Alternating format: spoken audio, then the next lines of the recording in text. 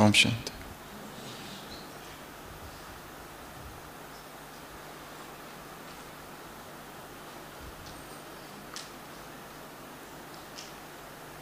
एक गरीब कुम्हार अपना गधा लेकर किसी जंगल से गुजर रहा था। उस गधे से उसे बहुत प्यार था। उसी पे अपना सारा सामान, बर्तन और जो भी उसका सामान था वो लादता था। चलते चलते रास्ते में उसे एक चमकीला पत्थर जैसा कुछ दिखाई देता है।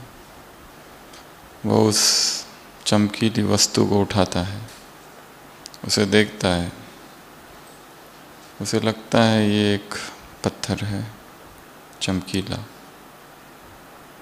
इसका मैं क्या करूं। और क्योंकि उसे उस गधे से बहुत प्यार था तो वो पत्थर, वो कुम्हार उस गले के गले में बांध देता है और दोनों चलने लगते हैं। दूर से एक जौहरी उधर आता है उसी रास्ते से, और वो देखता है कि गधे के गले में एक बहुमूल्य हीरा है, और इतना बड़ा हीरा उसने अपने जीवन काल में आज तक नहीं देखा था। और वो जाकर उस कुम्हार से बात करता है, और कुम्हार की बातें सुनकर उसे पता चलता है कि उस कुम्हार को ये पता ही नहीं ये क्या है। और वो जौहरी पूछता है, ये चमकीली वाली वस्तु क्या है, कितने में दोगे? वो कुम्हार कहता है, वैसी भी वस्तु मेरे कोई काम की नहीं है, मैं 8 आने में दूंगा। वो जौहरी कहता है, ऐसा मामूली पत्थर और 8 आने में? मुझे 4 आने में चाहिए।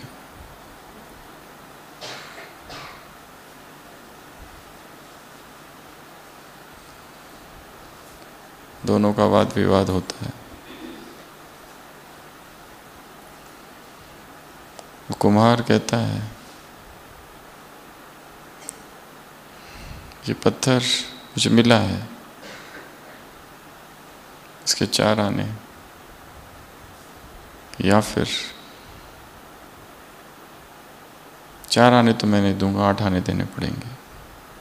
परंतु वो जौहरी कहता है, मैं 4 आने से कम 8 आने तो बिल्कुल नहीं दूंगा।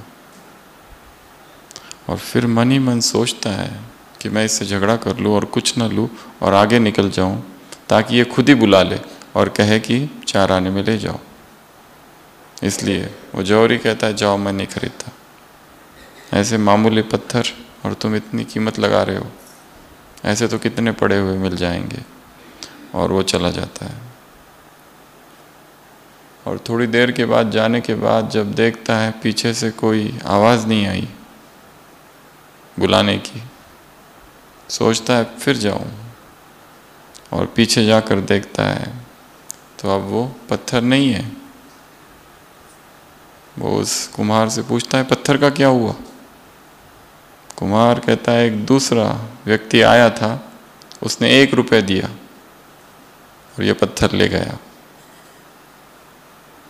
वो जौहरी कहता है, अरे मूर्ख कुम्हार, वो तो अमूल्य हीरा था, लाखों करोड़ों की उसकी कीमत थी, कैसे मूर्ख निकले तुम? वो कुम्हार कहता है, मैं तो मूर्ख था, मैं तो मूर्ख हूं, इसलिए तो कुम्हार हूं। पर तुम तो जानते थे, तुमको तो पता था, तुम तो पहचानते थे कि यह हीरा है।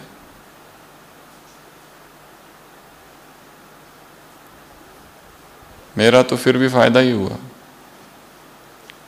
8 आने में ले रहा था, वो व्यक्ति 1 रुपए में ले गया, पर तुम तो गवा बैठे। तुमने पहचाना था, तुमने जाना था।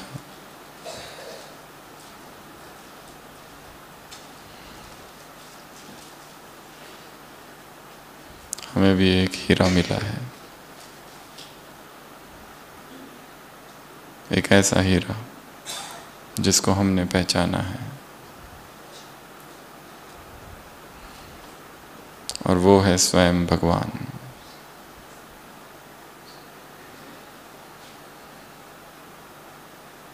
और किसने पहचाना? किसने पहचाना? करोड़पति, अरबपति, किसने? अमीर लोगों ने। जिन्होंने पहचाना वो साधारण आत्माएं, जिन्होंने पहचाना वो भोली भाली आत्माएं, जिन्होंने पहचाना वो गरीब आत्माएं। आज की अव्यक्त वाणी। मस्तक पर क्या चमक रहा है? भाग्य का तिलक, सितारा, तिलक नहीं। और चमक कौन सी है? कौन सी चमक है? ये जो सितारा चमक रहा है, इसकी चमक कौन सी है? भाग्य के सितारे की चमक कौन सी है? पहचानने और बनने की चमक। भगवान को पहचाना है, भगवान को जाना है और उसके बने हैं, ये है इस सितारे की चमक। और किसने पहचाना? जो साधारण आत्मा है। और किसने पहचाना? जो भोली भाली आत्मा है। और किसने पहचाना? जो गरीब है।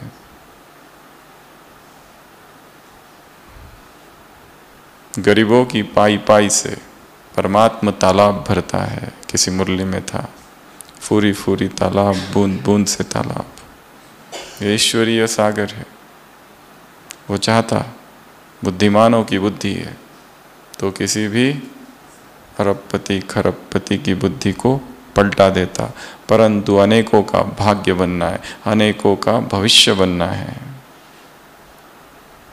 इसलिए उसको पहचानने वाले साधारण आत्माएं, भोली भाली आत्मा। एक तरफ तो कहा तुम साधारण हो, तुम भोले भाले हो, तुम गरीब हो, इसी मुरली में दूसरी तरफ कहा तुम समझदार हो और विचारवान हो। फिर भी ऐसे कमजोर संकल्प करते हो। सारी ही मुरलियां यदि देखो तो शुरुआत कहाँ से होती है, मध्य क्या होता है, लास्ट में क्या होता है। इधर से उधर, इधर से उधर एक नदी है अव्यक्त मुरली, बहती है, कल कल निनाद करती है नदी। अव्यक्त धारा है इसकी।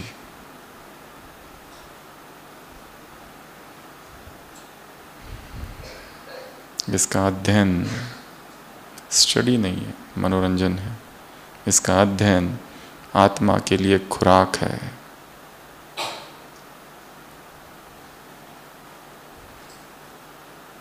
मेडिकल में एक शब्द है TPN, टोटल पैरेंटल न्यूट्रिशन। जब कोई पेशेंट मुंह से खा नहीं सकता है, नाक में नली नहीं डाली जा सकती है, तो उसको बड़ी बैग से खिलाया जाता है, जिसको कहते हैं TPN, टोटल पैरेंटल न्यूट्रिशन। वैसे ये टोटल मुरली न्यूट्रिशन है, संपूर्ण आहार, संपूर्ण खुराक। अगर इसका चिंतन नहीं करते तो आत्मा कमज़ोर होती जाती है, केवल पढ़ने पढ़ाने तक, सुनने सुनाने तक रह जाता है, तो आत्मा में बल नहीं भरता। तो मुरली की शुरुआत बाबा ने कहाँ से की? मस्तक पर क्या चमक रहा है? भाग्य का सितारा। और कौन से सितारे हो तुम? 2 सितारे, एक भाग्य का और दूसरा सफलता के सितारे, सफल करने वाले। क्या सफल करने वाले? तन मन धन। तन सेवा में समर्पित, मन से विश्व परिवर्तन के निरंतर वाइब्रेशंस, और धन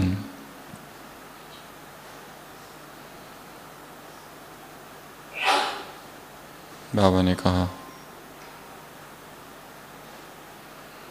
फिर भी इतने विचारवान हो, इतने समझदार हो, परंतु फिर भी दो कमजोर संकल्प तुम में आते हैं।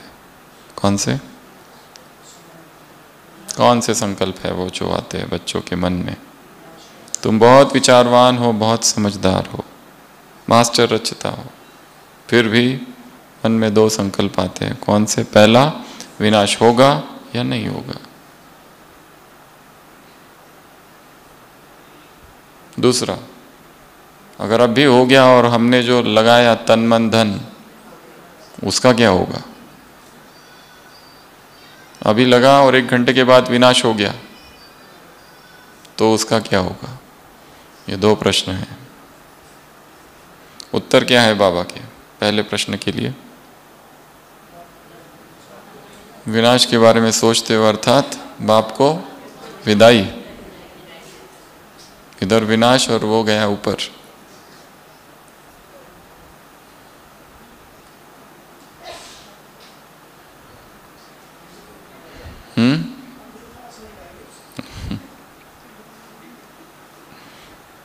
दूसरा, ये जो सफल किया तन मन धन, इसका क्या होगा?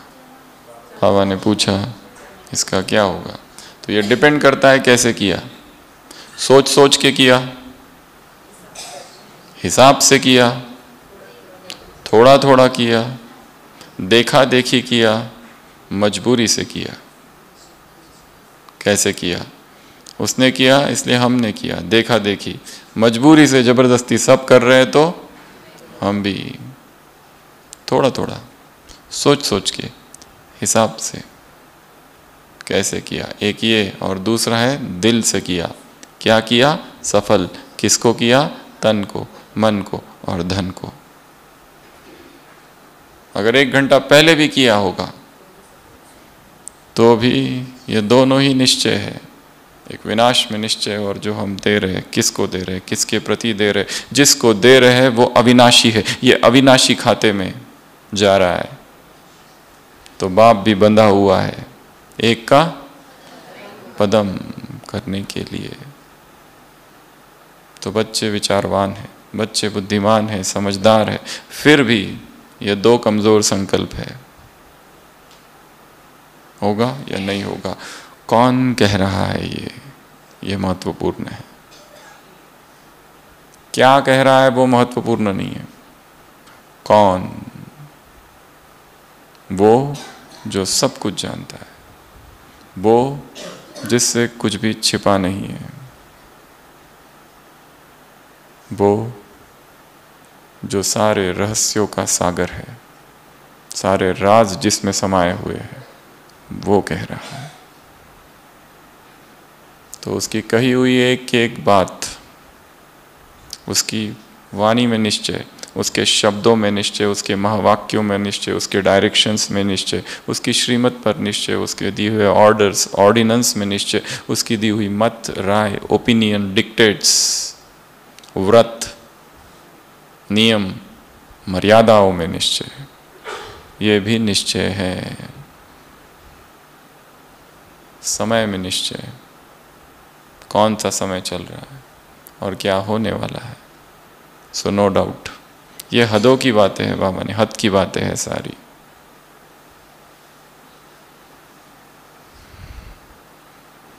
अर्थात तुमने पहचाना ही नहीं, अगर संशय आ रहा है तो। वो कह रहा है जो हो रहा है उसमें तुम्हारा परम कल्याण छिपा हुआ है, और हम सोच रहे हैं इसमें कल्याण छिपा हुआ नहीं है। तो इसमें क्या कल्याण? इसमें तो नुकसान ही नुकसान है। नुकसान के पर्दे के पीछे कल्याण छिपा हुआ है, फायदा छिपा हुआ है, और अकल्याण के पर्दे के पीछे कल्याण। उसकी प्लानिंग बहुत जबरदस्त है। जो कुछ भी चल रहा है वो आया, गुप्त रूप से आया, कितने वर्ष उसका स्वरूप ही पता नहीं चला कौन आ रहा है। ब्रह्मा को ही सब कुछ समझ रहे थे, कृष्ण समझ रहे थे। धीरे धीरे उसका स्वरूप प्रकट हुआ, धीरे धीरे उसका साकार रूप में अवतरण हुआ, फिर अव्यक्त में अवतरण हुआ, फिर वो भी बंद हुआ। वो अब क्या कर रहा है, ये भी प्रश्न है। कितना सुनाएगा, सब सुना चुका है, पर फिर भी बहुत कुछ है जो हमें समझना है, उसने जो सिखाया उसके आधार से। तो एक साकार मुरली की स्टडी है, एक अव्यक्त मुरली की स्टडी है, और इन दो के आधार से उन राजों को समझना है जो अब तक बताए ही नहीं गए, उन बातों को समझना है जो उसने बताई ही नहीं है, पर इशारे दिए हैं, तो समझ में आएगा। तो यहाँ से मुरली की शुरुआत है, फिर सफल।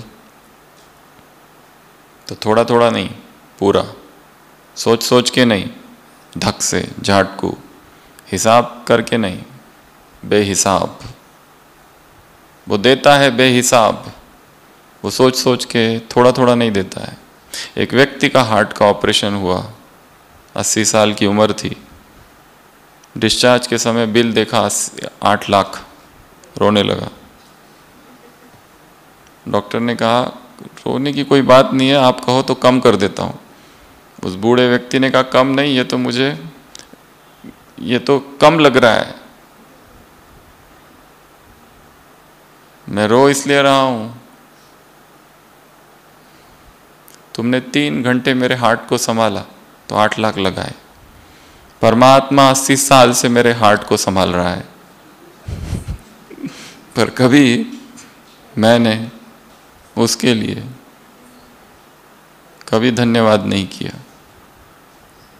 ये तो बहुत ही कम है 8 लाख। उसने कभी हिसाब नहीं लगाया, उसने कभी कुछ नहीं मांगा,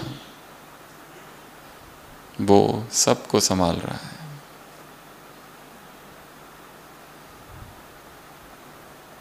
तो मन में धन्यवाद और अहोभाव के भाव उठे।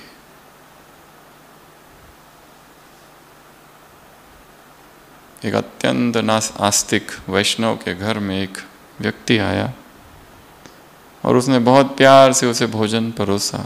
वैष्णव भोजन जिसको कहते हैं, हम उसको ब्रह्मा भोजन कहते हैं, उसे वैष्णव भोजन भी कहा जाता है। और भोजन करने के बाद पता चला जिसको भोजन कराया वो तो परम नास्तिक है। वो तो नास्तिक ही नहीं बल्कि भगवान को गालियां देने वाला है। वो तो चला गया और इस व्यक्ति को इतनी आत्मग्लानि हुई कि मैंने किसको भोजन करा दिया। भगवान प्रकट होते हैं, कहते हैं व्हाट इज द प्रॉब्लम। वो कहता है ये मैंने एक पाप कर दिया। वो कहता है मेरी तरफ देखो, इतने वर्षों से इतने नास्तिकों को पाल रहा हूं विदाउट एनी पश्चाताप।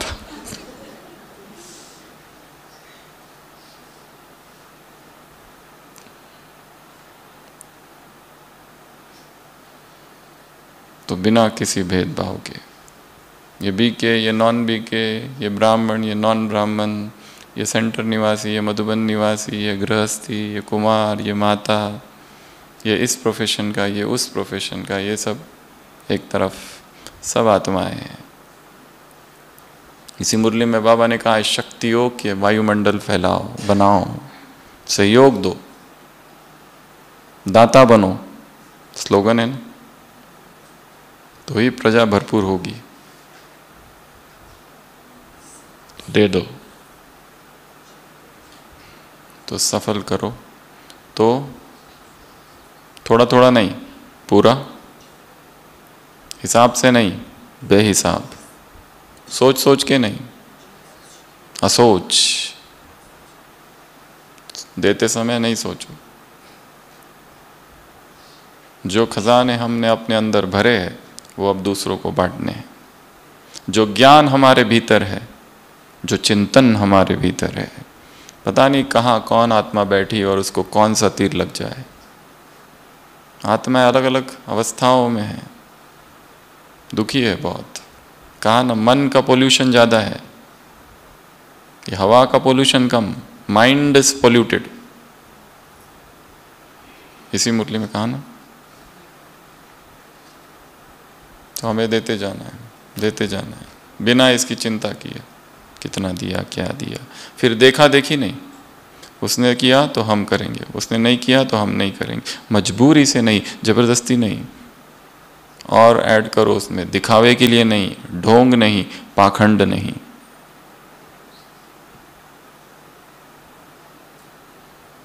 दे दो।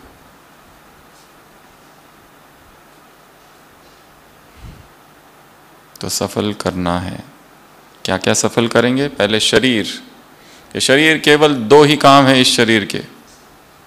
पहला सेवा, दूसरा तपस्या। बस इस शरीर को भोग में डाला और सोचा कि योग बाद में, तो भोग is never followed by yoga, भोगा इज फॉलोड बाय रोगा, रोग। भोग के बाद क्या आता है? योग नहीं, रोग। जितना उसको भोग में डुबाओगे, परिणाम केवल रोग। केवल शरीर के दो ही काम है, एक तप, शरीर को तपाना है, दूसरा सेवा में अर्पित कर देना है। इसके अतिरिक्त और कुछ किया तो देह के प्रति चिपकाव होगा, आसक्ति होगी, लगाव होगा।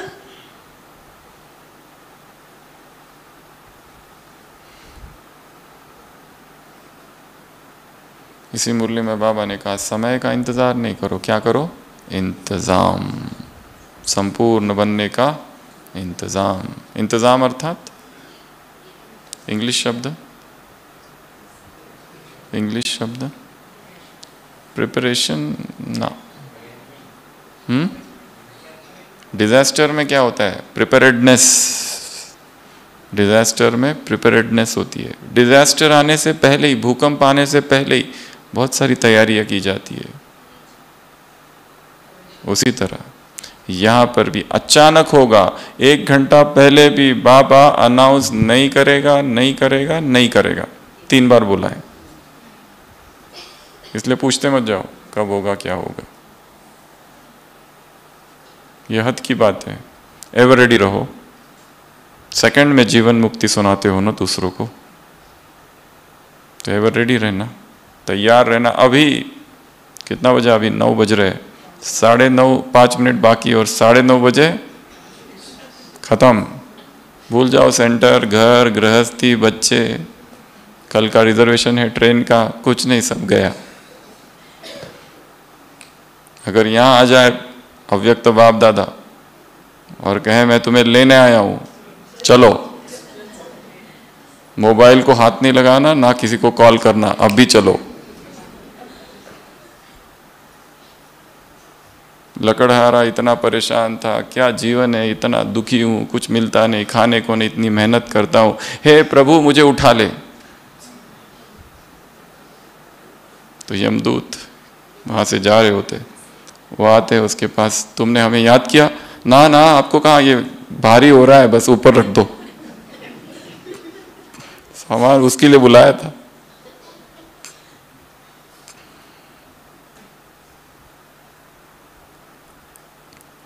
सतत तैयार।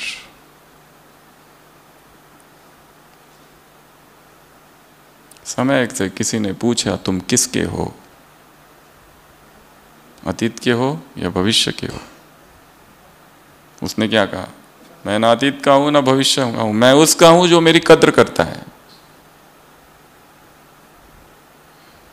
समय को सफल करना है, शरीर को सफल करो, मन को सफल करो। किसके लिए? वाइब्रेशंस निरंतर फैलाओ। धन को सफल करो,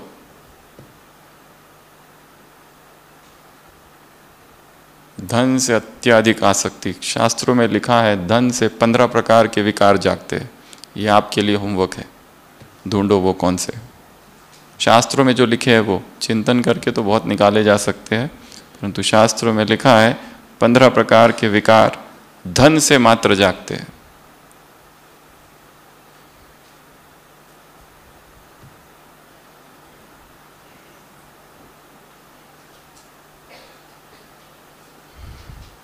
सफल करना है शरीर को, अपने पैसों को। बाबा ने कहा और एक बात बताई इसी मूल्य में, ये सब तो तुमने दिया पर जो मिला वो प्राप्ति, वो भी तो देखो प्राप्ति कितनी बड़ी है। एक तो ये पूछ रहे हो कि ये जो सफल किया इसका क्या होगा, और दूसरा ये नहीं देख रहे हो कि प्राप्ति कितनी ज़्यादा है। ये तो सब दे दिया, वैसे भी क्या कर रहे थे इसका, कुछ भी तो नहीं था इसमें। ये शरीर का क्या कर रहे थे, भोग विलास में डुबो के रखा था। उसके अतिरिक्त क्या कर रहे थे, पैसे कमाने का साधन था, और क्या कर रहे थे, घर गृहस्थी के काम में लगे हुए थे, और क्या कर रहे थे, एक ही घर के लिए थे बस। अभी किसके लिए, वो जो विश्व के लिए आया है वो किसी एक घर का नहीं हो सकता, एक व्यक्ति का नहीं हो सकता। My interests are not even Indian but international. विश्व के लिए आया हूँ मैं, किसी एक व्यक्ति के लिए नहीं, एक घर के लिए नहीं, एक समाज के लिए नहीं, एक सेंटर के लिए भी नहीं, एक राज्य के लिए नहीं, एक राष्ट्र के लिए नहीं, सार्वभौमिक, सार्वदेशिक, सार्वकालिक, सबके लिए हो। इतना ऊंचा लक्ष्य अब प्राप्त हुआ, पहले कहाँ था, कुछ भी नहीं था। तो तन सफल, मन सफल, धन सफल, इन तीनों को सफल करो। पर ये इसके लिए नहीं कि हमें रिटर्न में कुछ मिलेगा, वो तो वो उसका है, उसका वायदा है, वो बंधा हुआ है, वो देना है तो दे, नहीं तो मत दे तो भी चलेगा। क्योंकि इस तरह सफल करने में ही आनंद है। एक राज्य का ये नियम था कि कोई भी राजा वहाँ पर केवल 5 वर्ष राज्य करेगा बस, और 5 साल जैसे ही पूरे होंगे, राज्य के वहाँ से नदी है, नदी से उसको लेके जाया जाएगा। उधर जंगल है खतरनाक जिसमें जानवर है, जानवरों के बीच में उसे नरभक्षी बाघ है, वहाँ डाल देंगे। पहला राजा आया, भोग विलास में जीवन बीत गया, भूल ही गया इस नियम को, इस कॉन्स्टिट्यूशन को, कि ऐसा भी एक विधान है इस राज्य का कि 5 साल के बाद मृत्यु है। 5 साल पूरे हो जाता है, भयभीत हो जाता है, परंतु क्या करें, अब उसको डाल देते हैं। दूसरा राजा आता है,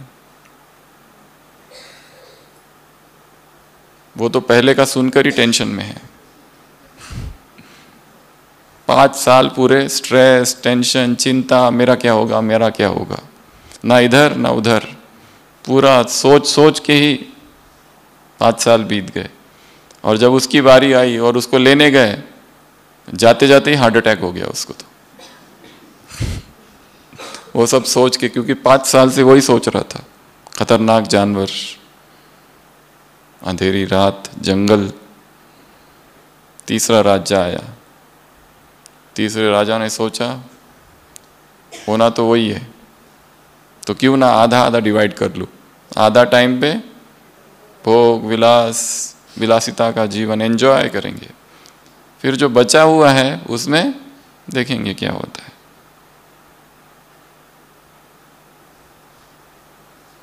और लास्ट का उसका जो समय था बड़ा दुख और रोग वाला था, बहुत दुविधा पीड़ा वाला था। चौथा राजा आया, उसने 5 साल राज्य किया और बहुत अच्छे से राज्य किया, सोच समझ के राज्य किया। उसके भी 5 साल पूरे हुए, सबको खुश किया। वो भी नाव में बैठा और उसे भी ले जाया गया, पर वो बहुत खुश था। उस नाविक ने पूछा कि तुम नहीं डरते? उसने कहा कैसे डरूं, क्यों डरूं, 1 साल पहले ही मैंने प्लानिंग कर रखी थी। उधर का जो राजा, जो जंगल था उसको पूरा काट के वहां पे अभी किंगडम बना दिया है एक। एक राज्य बना दिया है, अब जाके बस वहां राज्य करना है। इसे कहते हैं प्रिपेयर्डनेस, इसे कहते हैं इंतजाम, इसे कहते हैं planning. It was not raining when the Noah build the ark. Bible Genesis भविष्यवाणी होती है कि 40 दिन 40 रात, दिन रात बारिश होगी। हे नोआ एक पैगंबर है, क्राइस्ट से बहुत बहुत पहले, डेविड से बहुत बहुत पहले, एडम के बहुत बाद, कि जाओ तुम एक ऐसी नाव बनाओ जिसमें इस सृष्टि का एक एक प्राणी डालो। ये विनाश की कहानियां सब जगह है। इधर भारत में शास्त्रों में मनु की कहानी है, उधर बाइबल में ये नोआ की कहानी है। एक बहुत बड़ा जहाज बनाता है, लोग बहुत हंसते हैं जो दूसरे हैं, वो कहते हैं ऐसी कोई बारिश नहीं होगी। वो कहता है भविष्यवाणी हुई है, मैंने भगवान की आवाज़ सुनी है, 40 दिन 40 रात तक बारिश होने वाली है, और भगवान ने मुझे कहा है कि एक एक जाति, एक एक पशु, एक एक पक्षी, सबको इसमें डालो। और जैसे ही वो टाइम पूरा होता है भयंकर बारिश होती है, और जिन्होंने उसकी निंदा की थी वो सब डूब जाते। और ये विनाश भी क्यों होता है? क्योंकि उसमें लिखा है, भगवान कहता है कि ये संसार करप्ट हो चुका है, विकारी बन चुका है, मैं इस सब को नाश करूंगा अब, और फिर नई सृष्टि की स्थापना होगी। ये सारा वर्णन है। 40 दिन 40 रात तक नोआ अपने परिवार वालों को सबको ले लेता है, बारिश होती है, और 150 दिन और 150 दिन और सारा सेटल होने को जब तक लैंड करती है 7 मास हो जाते, तो ये कहानी आती है। इसलिए ये वाक्य बहुत फेमस है, हमारी मेडिकल की किताबों में भी लिखा रहता है, it was not raining when the Noah build the arc. जब उसने जहाज बनाया तब बारिश नहीं हो रही थी, पहले क्या किया? तैयारी। तो डरो नहीं, बाबा ने कहा इंतजाम करो, एवर रेडी रहो, अचानक होगा, 1 घंटे पहले भी अनाउंस नहीं करूंगा।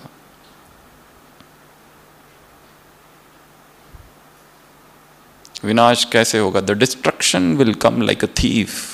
बाइबल में वर्णन है महाविनाश कैसा होगा? चुपके से, एक चोर की नाई आएगा वो, अनाउंसमेंट करके, निमंत्रण देके, पत्रिका,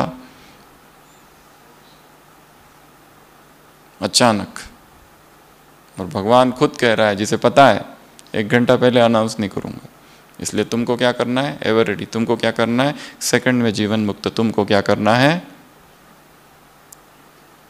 इंतजाम, प्रिपेयर्डनेस, तैयारियां। अगर इस समय शरीर छूट जाए, अभी यहां बैठे बैठे ही, तो कैसी स्थिति है? नष्टो मोहा, ये है हमारा लास्ट, वो वाला है।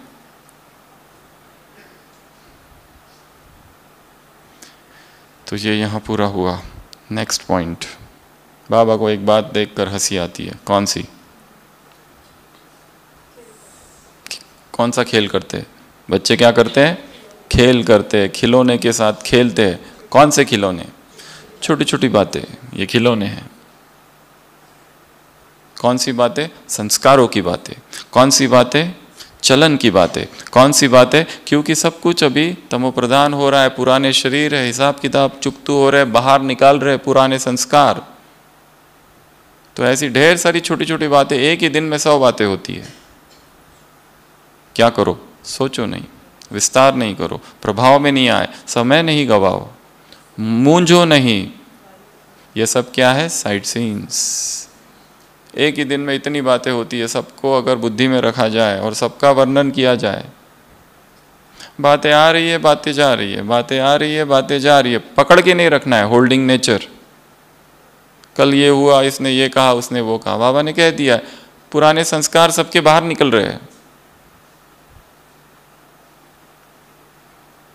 कमजोरियां बाहर निकल रही है, आत्माएं परवश है, वशीभूत है। उस समय अज्ञानी है, उस समय महावीर महारथी नहीं है। और बाबा ने एक पुराने स्लोगन की याद दिलाई है। कौन सा? देखते हुए नहीं देखो, सुनते हुए नहीं सुनो। क्या करो? संभालो। क्या करो? फैलाओ नहीं। क्या करो? विस्तार नहीं करो, वर्णन नहीं करो।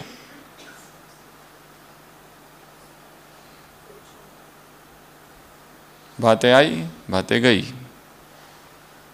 अगर फोन पर किसी को सुनाया आधा घंटा, तो आपने रिवाइज किया है उसको। और जो बातें रिवीजन होती है वो बोलती है क्या, revision is the mother of all learning. Mind में एक नया ट्रैक क्रिएट किया है उस बात का, बातें आई, बातें चली गई, किसी ने ये कहा, किसी ने वो कहा, कोई ना कोई कुछ ना कुछ तो कहेगा ही।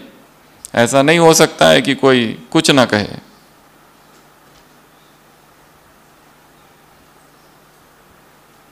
एक ने कहा, दूसरे ने माना, ऐसे हमेशा ही नहीं होगा। यहाँ सब होगा।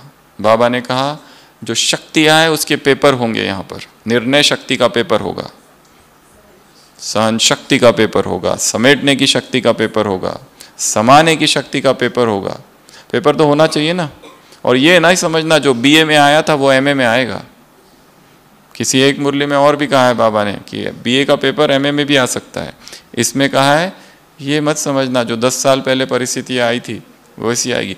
नई परिस्थितियाँ आएगी, नए पेपर आएंगे जो सोचा नहीं था, न मन न चित्त, वो होगा। अभी तक तो तुमने पेपर देखे ही कहाँ है, अभी तक तुम्हारे तो दुख कुछ है ही नहीं। दुख तो अभी आने वाले हैं। आज दिन भर जो दुख थे वो तो कुछ नहीं, कल ज्यादा दुख आएंगे।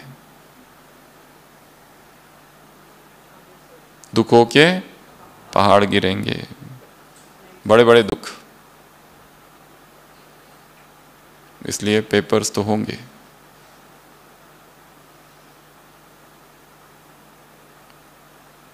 इन पेपर में पास, 3 पास। किसके पास रहना है? उसके पास रहो।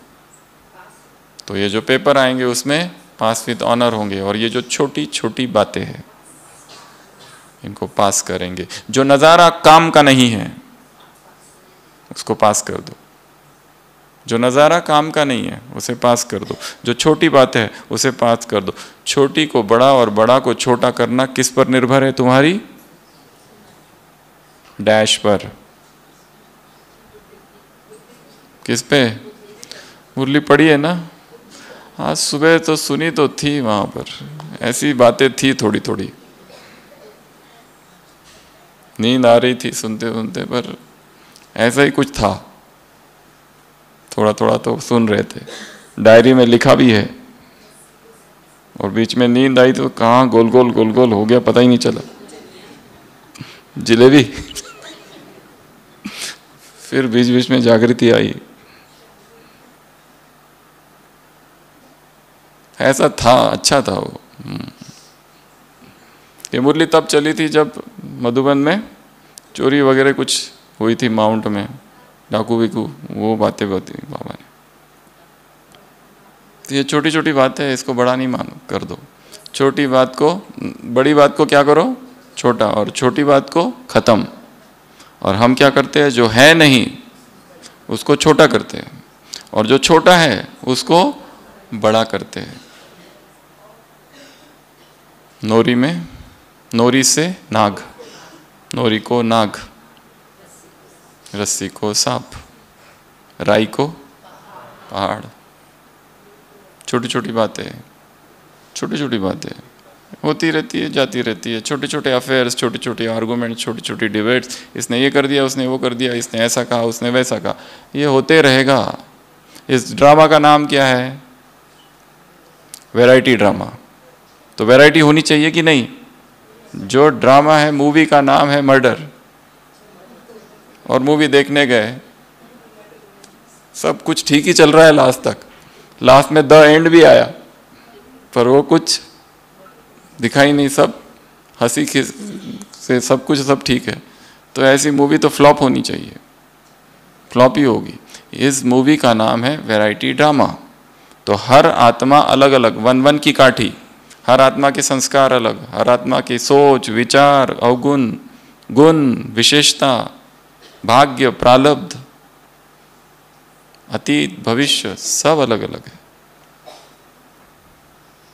इसलिए एंजॉय इट। इसलिए बाबा ने क्या कहा? मनोरंजन। क्या करो? मनोरंजन। मूंझना नहीं है, कंफ्यूज नहीं होना है। ये ऐसा क्यों करते हैं, वैसे क्यों करते हैं, ऐसा क्यों, वैसा क्यों। ऐसा ही करना चाहिए। निंदा होनी चाहिए, बहुत उड़ रहे ऊपर ऊपर, पंख लगे हैं।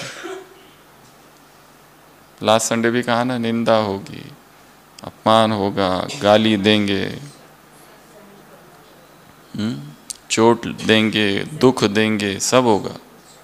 इंसल्ट करेंगे, अपमान होगा, सब होगा। तुमको क्या करना है? मरना, झुकना, मोड़ना, सहना, ये सब करना है। यही इस ड्रामा की ब्यूटी है। तो बातें आती है, उनको क्या समझेंगे? पहला छोटी बातें, दूसरा साइट सीइंग, तीसरा मनोरंजन, खेल। ये खेल है, Mickey mouse, Tom and Jerry, enjoy करना है इसको।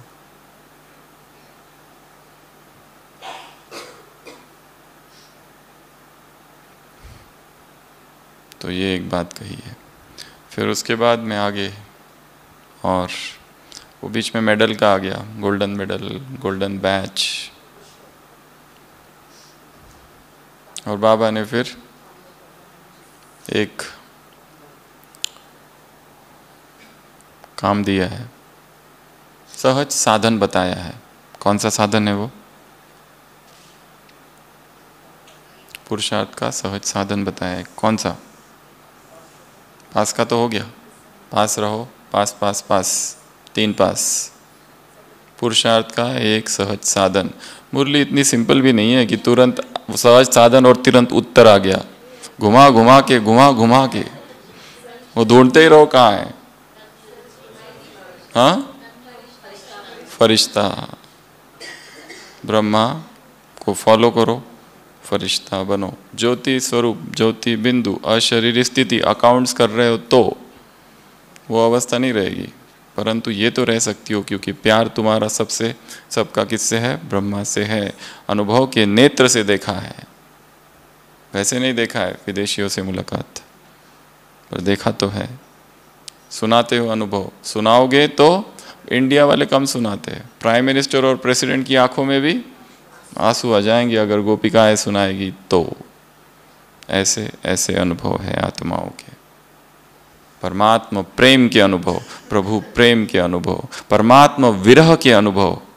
और जब इस प्रेम में बाधा पड़ती है तो ये प्रेम और बढ़ जाता है। इस प्रेम को रोका जाता है तो प्रेम की तीव्रता विरह में परिवर्तित हो जाती है, आग हो जाती है। आग, कब मिलूं, कब जाऊं मधुबन, ऐसी आग। तुम्हारी स्थिति कैसी होनी चाहिए साकार मुरली? जैसे जैसे गलियों में कौन, जैसे कोई पत्नी है और उसका पति आया हो तो गलियों में बावरे की तरह घूमती है, भटक भाग के जाती है, वैसी। ऐसा प्रभु प्रेम। दुनिया के सारे प्रेम देख लिए, सब खोखले हैं। क्या है? कुछ भी नहीं।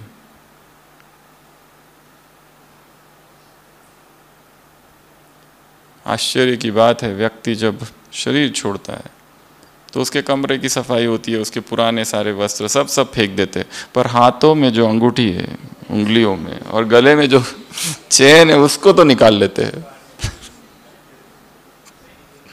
बाकी तो बिल्कुल दूर। इससे समझ सकते हो रिश्ता किससे था।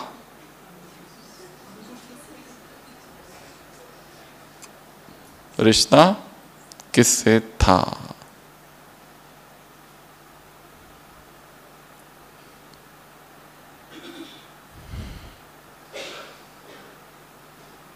तो दुनिया का प्रेम देख लिया, व्यक्तियों का प्रेम देख लिया, सब समझ लिया। एक ही सच्चा प्यार है, उसके अतिरिक्त तो कोई भी नहीं। कोई कितना भी कहे फिर भी। तो ब्रह्मा से प्यार अर्थात डैश से प्यार। उत्तर बताओ बिना देखे। ब्रह्मा से प्यार अर्थात फरिश्ता स्वरूप से प्यार, वो इस समय क्या है? फरिश्ता।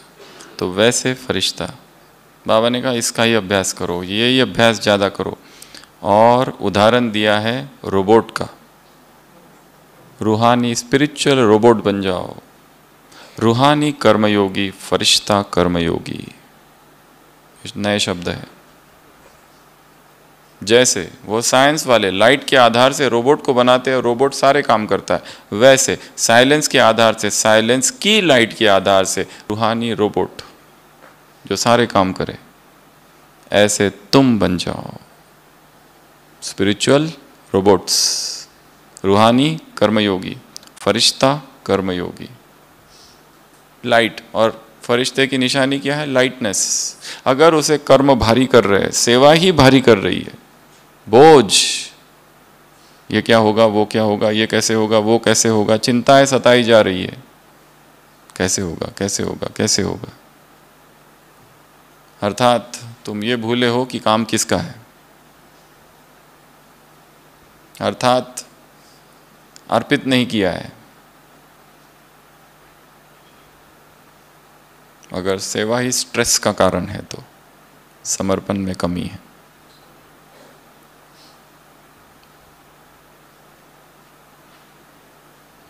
तो फरिश्ता अर्थात हल्का, हल्का अर्थात बोझ नहीं, बोझ नहीं अर्थात कर्मों का बोझ नहीं, कर्म के जो परिणाम है अच्छे व बुरे, उससे भी डिटैच्ड, उससे भी अनासक्त। ये काम करना है, इसकी प्रैक्टिस करनी है, हल्का रहने की। बातें आ रही है, बातें जा रही है, पकड़ के नहीं रखना है, इसको कहते हैं होल्डिंग नेचर। एक रस्सी लो और उसको जोर से पकड़ो, क्या होता है यहाँ? लाल लाल निशान, खून भी आ सकता है। अगर बहुत ज्यादा जोर से पकड़ो तो क्या कर दो? छोड़ो। वस्तु को पकड़ के रखा है, व्यक्ति को पकड़ के रखा है, कोई घटना को पकड़ के रखा है, किसी ने हमारे साथ दुर्व्यवहार किया था, उस दुर्व्यवहार को पकड़ के रखा है, किसी ने हमारे साथ अन्याय, अत्याचार, पार्शियलिटी, कुछ तो किया था। पर योगी वो है जो ये जानता है मेरे दुखों का कारण केवल मैं हूं। ये जो कुछ हुआ है, जितने भी संत, योगी, महात्मा, सबके जीवन को स्टडी करो, लोगों ने एक एक को पकड़ पकड़ के बहुत सताया है, फिर भी वो चुप थे, अनासक्त थे, अनडिस्टर्ब थे, विदाउट एनी रिएक्शन थे। किसी को भी ले लो, किसी को भी। और महान आत्माओं की इस देश में तो कमी नहीं है। हर 100 किलोमीटर में जाओ तो वहाँ पर कोई एक संत है, कोई एक योगी है, किसी का मंदिर है, कोई अवतार है, कोई महापुरुष है, कोई अवधूत है, कोई तीर्थंकर है, कोई बुद्ध है, कोई ईश्वर पुत्र है, कोई सन्यासी, तपस्वी, योगी, कोई तो है, कोई अवतार, ये उसका अवतार, ये उसका अवतार। और उन एक एक किसी के भी जीवन को लो और स्टडी करो, क्या क्या किया, क्या क्या हुआ। उन सब के जीवन में एक बात देखी गई है, वो सभी स्टेबल थे परिस्थितियों में, अनडिस्टर्ब्ड। चीज़ें होगी, व्यक्ति आज है कल नहीं रहेंगे, आज है कल धोखा देंगे, झूठ बोलेंगे। इस कलयुग में क्या एक्सपेक्ट करते हो कि सब देवता बन के हमारे साथ व्यवहार करे? क्या ये एक्सपेक्टेशन है हमारी?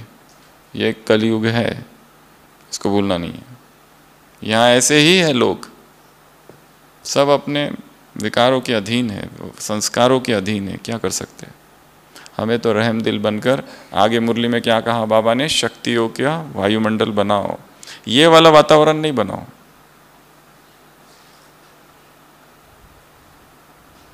चाहे कितनी भी बड़ी बात हो जाए, क्या कहो हमेशा? कौन सी बड़ी बात है? क्या कहेंगे? क्या बड़ी बात है? कौन सी बड़ी बात है? Nothing new. एक व्यक्ति की आदत थी, वो हमेशा यही कहते रहता था, इससे भी बुरा हो सकता था। उसकी क्या आदत थी? इससे भी बुरा हो सकता है। एक बार उसका दोस्त उसको कहता है मैंने एक स्वप्न देखा और इतना खतरनाक स्वप्न देखा, स्वप्न में देखा मैं मर गया और मुझे नरक में तला जा रहा है, बिल्कुल गरम गरम तेल में। इसकी आदत थी, इससे भी बुरा हो सकता है। वो कहता है इससे बुरा और क्या हो सकता है? इससे बुरा ये हो सकता है कि तुम सच में मर जाओ। तो ये जो हो रहा है ये तो कुछ भी नहीं है, यही सोचना है, कोई बड़ी बात नहीं। या फिर अगर समान का ले लो तो हर बात से बड़ा मैं हूं, हर बात से बड़ा मैं हूं। बातें बड़ी है या तुम बड़े हो? बातें छोटी, मैं बड़ा।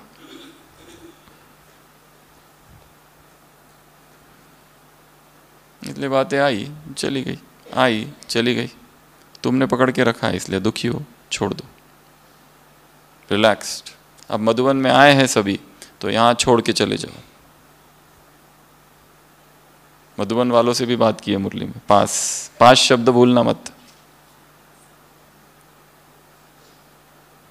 यहां डाल दो। अर्पित कर दिया, समर्पित कर दिया। जो बोझ है, जो स्ट्रेस है, जो टेंशन है, जो डिप्रेशन है, जो तनाव है, जो भारीपन है, जो किसी आत्मा के प्रति एक भाव है जो दूषित है, उसको यहां छोड़ दो और सबको माफ कर दो एक बार। बाबा ने कहा तुम दाता हो। वरदान में कहा ना, शुभ चिंतन, शुभ चिंतन, शुभ चिंतक, स्नेह, सहयोग, जस्ट गिव। फिर आगे मुरली में अमृत वेला बाप से एक वरदान लो। कौन सा? बाबा से वरदान।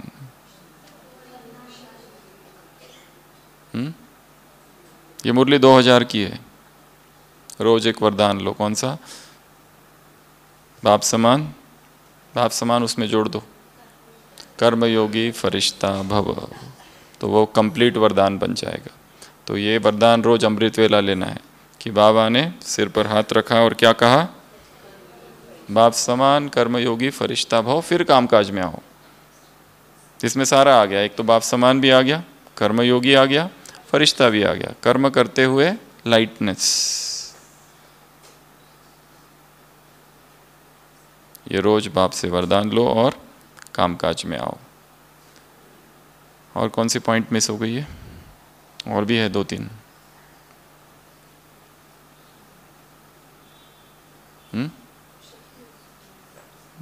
तो हो गया। नए वर्ष का लक्ष्य, हाँ, कौन सा लक्ष्य रखना है? संस्कार परिवर्तन। किसका?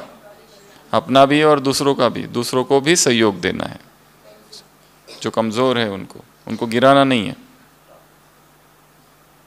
और संस्कार परिवर्तन बहुत मुश्किल काम है, परंतु अपने संस्कारों को समझना है पहले कि मेरा ये संस्कार है। दुखी होना, उदास होना, नाराज होना, रूठना, रोना, ये है।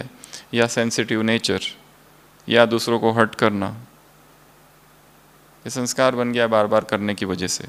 या फिर बहुत ज़्यादा बोलना, बाह्य मुक्ता में रहना, ये भी संस्कार है। अपने संस्कारों का खुद अध्ययन करना है, स्टडी करना है। संस्कार की जगह यूज़ करो वर्ड हैबिट्स, आदतें, कौन सी आदतें हैं, और उस पर काम करना है। तो इस मुरली में क्या क्या बातें थी, समराइज करेंगे। पहला, भाग्य। तो सोचो, भाग्य का सितारा वास्तव में यहाँ है और उससे किरणें फैल रही है। योग टेक्स्ट को ड्रिल में कन्वर्ट कर देना है। सितारा यहाँ है, वहाँ से किरणें फैल रही है। चमक कौन सी? जैसे हमने बाप को जाना और पहचाना और उसके बने, वैसे संसार की आत्माओं का भी भाग्य का सितारा चमके। दूसरा, सफलता का सितारा। सब कुछ सफल करना है, थोड़ा थोड़ा नहीं, सोच सोच के नहीं, हिसाब से नहीं, देखा देखी नहीं, मजबूरी से नहीं, बस दिल से दे देना है, अर्पित कर देना है। उसके बाद में पास करना है, बातों को पास करना है। आ रही है, जा रही है, आ रही है, जा रही है, उसका वर्णन नहीं करो। वर्णन करके वातावरण बनता है, उसको डिस्क्राइब करो। फ़ोन पर आधा घंटा अगर सुनाओ मेरे साथ ये हुआ, फिर दूसरों को, फिर दूसरों को, फिर वो क्या हो जाता है? एक नेगेटिविटी क्रिएट हो जाती है। So don't do that. Then उसके बाद में इंतज़ाम करना है, तैयारियाँ करनी है, एवर रेडी रहना है। मास्टर रचता हो तुम, समय का इंतज़ार नहीं करना है। उसके बाद में अगला रोबोट अर्थात फरिश्ता अर्थात कर्मयोगी। कर्म को नहीं छोड़ना है, कर्तव्य सर्वोपरि है। ये नहीं कहना मैं ये सब छोड़ के अभी खाली योग में बैठता हूँ ना, कर्तव्य। तो कर्तव्य, रूहानी रोबोट, इंतज़ाम। उसके बाद में दाता, शुभचिंतन, शुभचिंतक, स्नेही। हाँ, रस्सी और सांप का उदाहरण। ब्रह्मा, ब्रह्मा समान फरिश्ता। और नाम क्या है? ब्रह्मा कुमारी है कि शिव कुमारी है? ब्रह्मा कुमारी, क्योंकि ब्रह्मा से प्यार है। तो ऐसी ये ढेर सारी पॉइंट्स की भरी मुरली थी। ऐसे मास्टर सर्वशक्तिवान आत्माओं को, शुभचिंतक आत्माओं को, दाता आत्माओं को, ऐसे साक्षात्कार कराने वाली आत्माओं को, ऐसे वो चाबी वाली पॉइंट भी थी कि चाबी तो दे देंगे, परंतु यदि बाबा प्रकट हो गए तो उसको कुछ समझ नहीं आएगा, क्योंकि प्रत्यक्षता किसके द्वारा होगी? बाप और बच्चों के द्वारा होगी। ऐसे ऐसे देवता, सफलता के सितारे, भाग्य के सितारे आत्माओं को, ऐसे पास वाली आत्माओं को, ऐसे बाप समान आत्माओं को, फॉलो ब्रह्मा बाबा करने वाली आत्माओं को, रूहानी रोबोट बनने वाली आत्माओं को, रूहानी कर्मयोगी फरिश्ता कर्मयोगी आत्माओं को, ऐसे मास्टर रचता आत्माओं को, ऐसे तन मन धन सब कुछ सफल करने वाली आत्माओं को, ऐसे शक्तियों का वायुमंडल फैलाने वाली आत्माओं को, ऐसे अमृत वेला बाप दादा से बाप समान कर्मयोगी फरिश्ता भव का वरदान लेकर फिर कामकाज में आने वाली आत्माओं को, ऐसे मन का पोल्यूशन किससे ज़्यादा है? मन का पोल्यूशन दूर करने वाली आत्माओं को। तुमको ये सबसे बड़ा काम करना है। साधारण माताओं को, भोली भाली माताओं को, गरीब माताओं को, विचारवान आत्माओं को, समझदार आत्माओं को, ऐसे समेटने की शक्ति, समाने की शक्ति, परखने की शक्ति, निर्णय करने की शक्ति के पेपर में पास होने वाली आत्माओं को, ऐसे एमए के पेपर में पास होने वाली और बीए के पेपर में भी पास होने वाली आत्माओं को, एवर रेडी आत्माओं को, सेकंड में जीवन मुक्ति का वर्षा लेने वाली आत्माओं को, ऐसे संस्कार परिवर्तन करने वाली आत्माओं को। ये 1 साल का लक्ष्य है, बाबा ने कहा। तो गोल्ड मेडल और गोल्डन बैच लेने वाली आत्माओं को, जरूर कोई सरेंडर हुआ है, किसी ने कोई विशेष सेवा में विशेषता दिखाई है, आगे गया, उसको ये दिया गया है। ऐसे मधुबन निवासियों को, डबल विदेशियों को, ऐसे Australia, Africa, America, Germany, Asia, London वाली आत्माओं को, बाप दादा, गोप को, गोपियों को, मधुबन निवासियों को, हाँ, अपने अनुभव से किसको रुलाने वाली आत्माओं को। तो ऐसी आत्माओं को बाप दादा का याद, प्यार, गुड नाइट और नमस्ते। हम रूहानी बच्चों की रूहानी बाप दादा को याद, प्यार, गुड नाइट और नमस्ते। ओम शांति।